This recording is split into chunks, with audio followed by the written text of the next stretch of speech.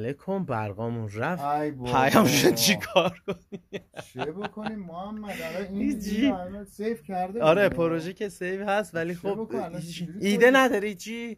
من نمیدونم بابا بریم چنگال بزنیم. چه میدونم با سینی پول خورد بریزیم روی سینی، پول خورد بریزیم بزنیم. یه ایده یه کاری بکنیم. پاشو بریم حالا فکرش بریم ببینیم چیکار کنیم. بریم. خب برقم که رفت. آره دیگه برق رفت. حالا خوبه گوشیامون لاغر شارژ داره بتونیم چیز بگیم. آره حالا بزن دیگه برو بندر برم میرم آذربایجان.